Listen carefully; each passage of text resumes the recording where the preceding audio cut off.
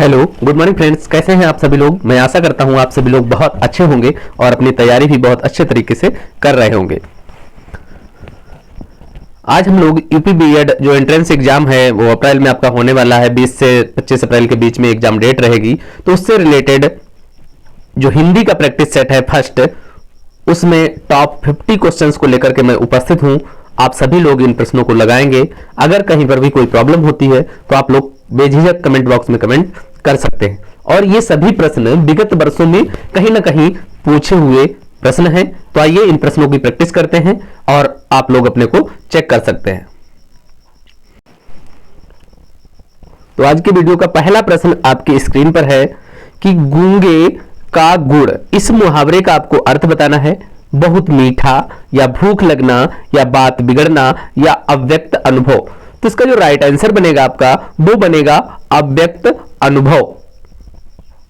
प्रश्न क्या था कि गूंगे का गुड़, यानी गूंगे व्यक्ति को यदि आप गुड़ खिलाते हैं तो वो क्या है, अव्यक्त अनुभव है। वो ये बता नहीं सकता कि उसे अच्छा लगा या बुरा लगा, यानी अव्यक्त अनुभव। Right answer is option D. Next question देखते हैं। क्वेश्चन नंबर 2 है आपकी स्क्रीन पर कि सही लोकोक्ति का आपको चयन करना है। संत रविदास न मंदिर ताजे थे न तीर्थ, उनका दृढ़ विश्वास था। किसमें दृढ़ विश्वास था? बिन मांगे मोती मिले, मांगे मिले न भीख, सेवा करे सुमेवा पावे, सांच को आंच नहीं, मन चंगा तो कठौती में गंगा। तो राइट आंसर जो आपका है वो ऑप्शन डी ही है कि मन चंगा तो कठौती में गंगा। यही संत रविदास जी कहा करते थे। नेक्स्ट क्वेश्चन देखेंगे। दिया है सच्छास्त्र शब्द का विच्छेद इनमें से कौन सा है? जो सही है वो आपको बताना है। सत प्लस शास्त्र, सच प्लस शास्त्र, सत और हलंत लगा है शास्त्र, सच प्लस शास्त्र। तो इसका राइट आंसर है आपका ऑप्शन सी सत, ये नीचे हलंत भी रहेगा तामे, प्लस शास्त्र, तब जाके आपका बनेगा सच्छास्त्र। नेक्स्ट क्वेश्चन देखेंगे। क्वेश्चन नंबर 4 आपकी स्क्रीन पर, इनमें से किस वर्ग में सभी शब्द पर्याय नहीं है? मतलब सभी जो शब्द हैं किसी में एक जैसे शब्द नहीं होंगे, बाद बाकी सभी में होंगे। दक्ष, कुशल, निपुण। सेकंड में है शेखसाई, चक्रपाणी और चतुरानन। विधि, विरधि, विधना, त्रास, भय और भीति। इसमें से आपको बताना है कौन से सभी शब्द पर्याय नहीं हैं। तो इसका जो राइट आंसर बनेगा वो ऑप्शन बी बनेगा, शेखसाई, चक्रपाणी और चतुरानन। ये सब अलग अलग दिए हैं, यही आपके सभी शब्द पर्याय नहीं है। राइट आंसर आपका बनेगा ऑप्शन बी। नेक्स्ट क्वेश्चन देखेंगे। क्वेश्चन नंबर 5 है आपका कि किस वर्ग में सही विलोम शब्द नहीं दिए गए हैं? क्वेश्चन क्या है एक बार फिर से देख लेंगे कि किस वर्ग में सही विलोम शब्द नहीं है। ऑप्शन है आपके कदाचार, दुराचार, गौरव, लाघव, गरिमा, लघिमा, अभिज्ञ, अनभिज्ञ। तो राइट आंसर जो आपका बनेगा वो आपका बनेगा ऑप्शन ए, क्योंकि ये जो है कदाचार और दुराचार दिया है, यहां पर होना चाहिए था सदाचार और दुराचार, तब तो आपका सही हो जाता। गौरव लाघव सही है, गरिमा लघिमा सही है, अभिज्ञ अनभिज्ञ भी सही है। यही आपका ऑप्शन जो था वो असत्य था, यानी सही नहीं दिया था। नेक्स्ट क्वेश्चन देखेंगे। क्वेश्चन नंबर 6 है आपकी स्क्रीन पर, इनमें से उपसर्ग से निर्मित कौन सा शब्द अशुद्ध है? उपसर्ग से निर्मित है लेकिन अशुद्ध कौन सा है, गलत कौन सा, भी बताना है। अध्यात्म, वागिस, पर्याप्त, संग्रह। तो राइट आंसर जो आपका है वो अध्यात्म लिखा है, ये आपका रॉन्ग है। वागिस सही है, पर्याप्त, संग्रह करेक्ट है। नेक्स्ट क्वेश्चन देखेंगे। क्वेश्चन नंबर 7, इनमें से कौन सा शब्द अव्ययभाव समास का उदाहरण नहीं है? दिनों-दिन, मनमाना, हर रोज, यथाक्रम।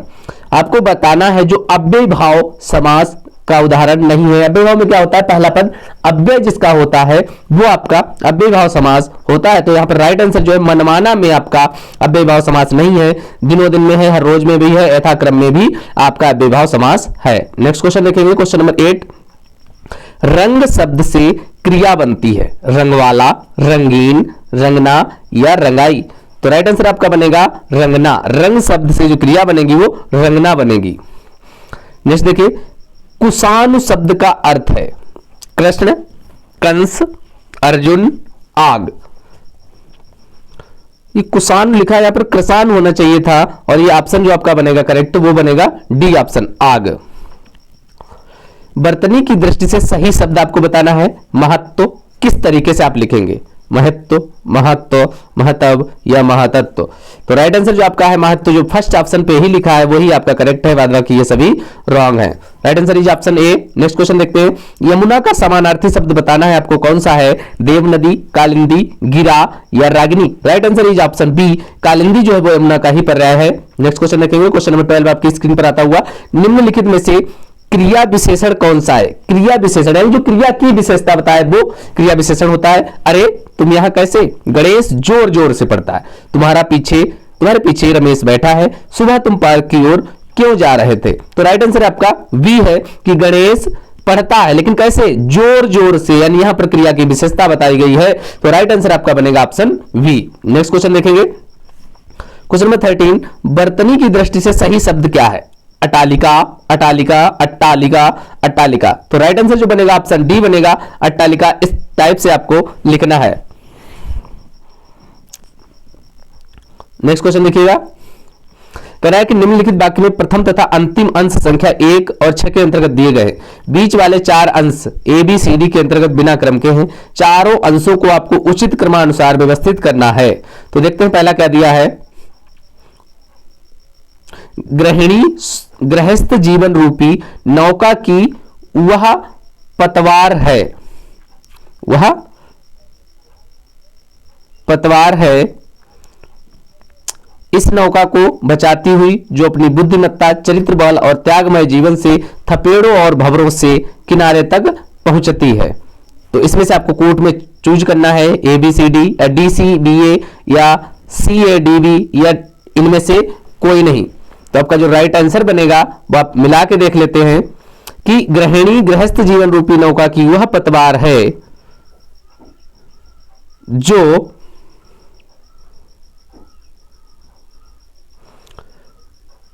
इस नौका को, जो अपनी बुद्धिमत्ता, चरित्र बल और त्यागमय जीवन से, ये पहले आएगा, इस नौका को थपेड़ों और भंवरों से बचाती हुई किनारों तक पहुंचाती है।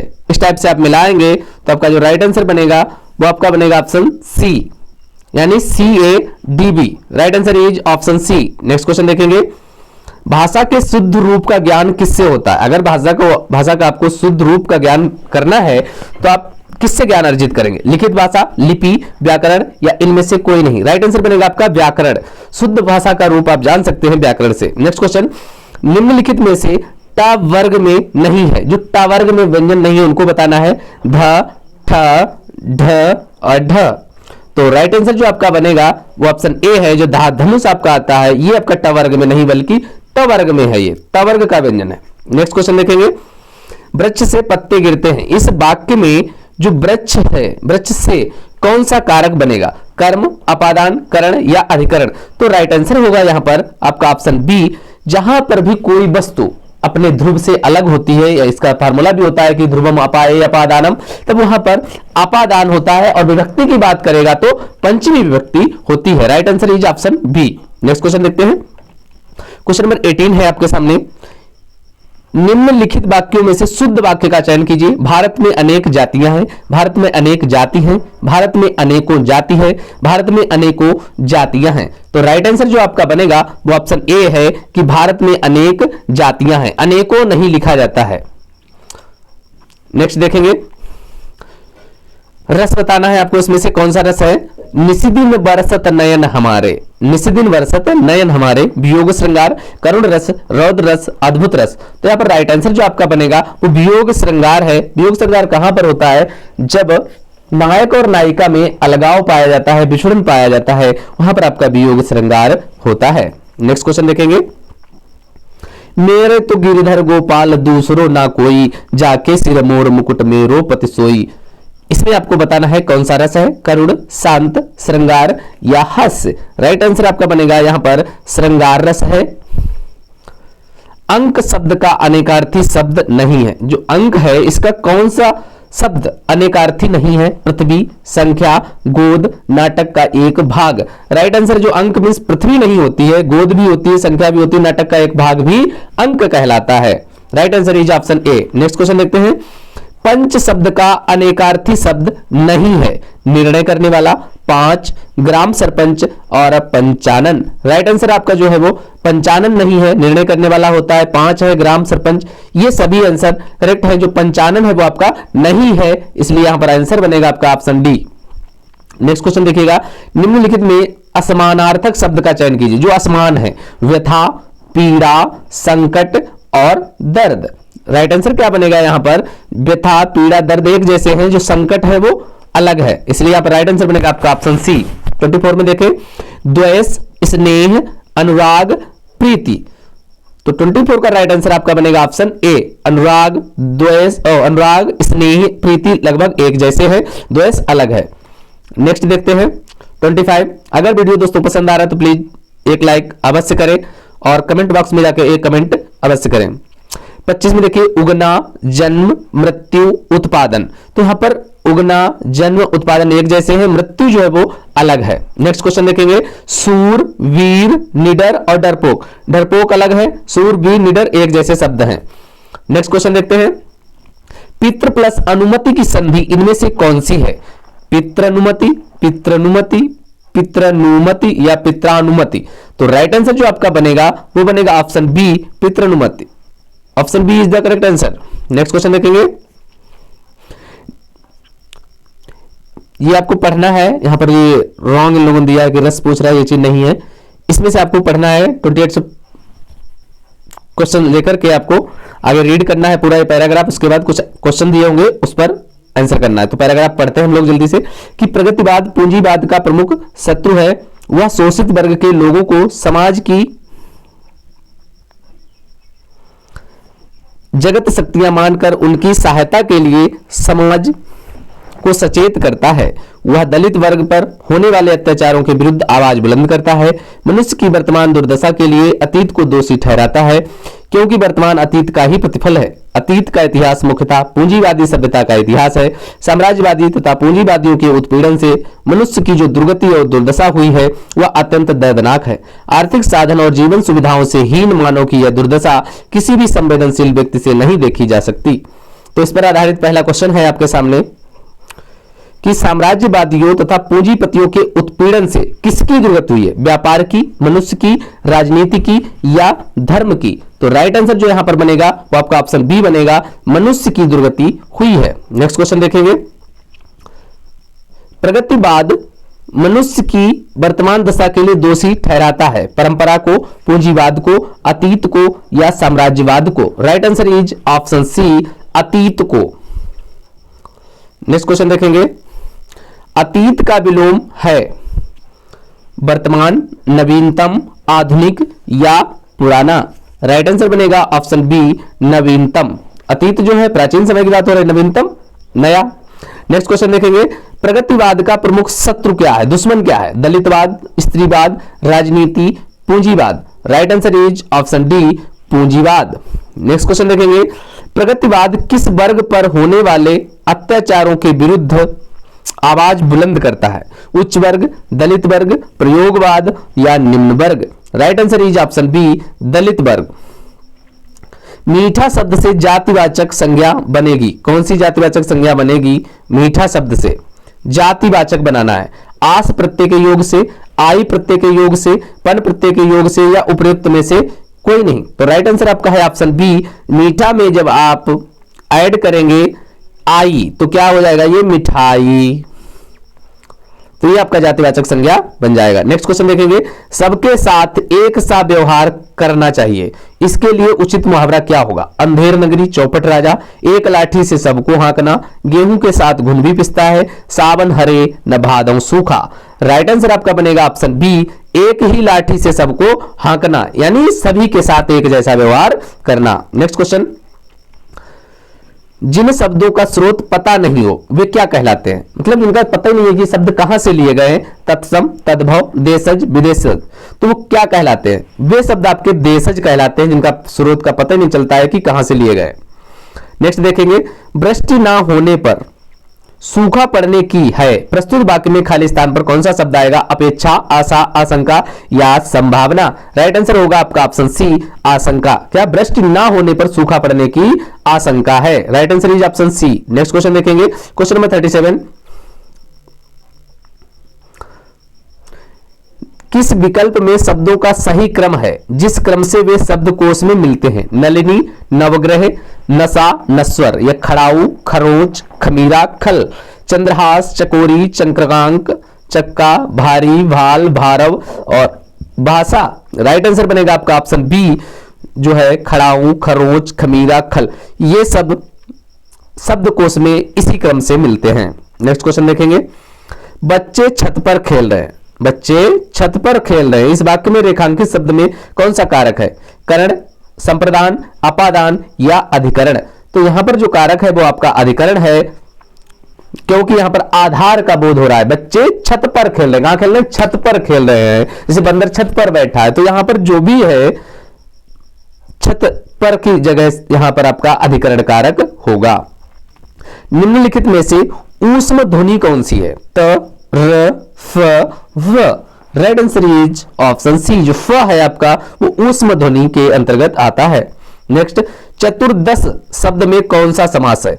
चतुर्दश में आपका कौन सा समास है? अव्ययभाव, द्विगु, द्वंद्व या तत्पुरुष? राइट आंसर है आपका द्विगु समास। चतुर्दश यानी 14।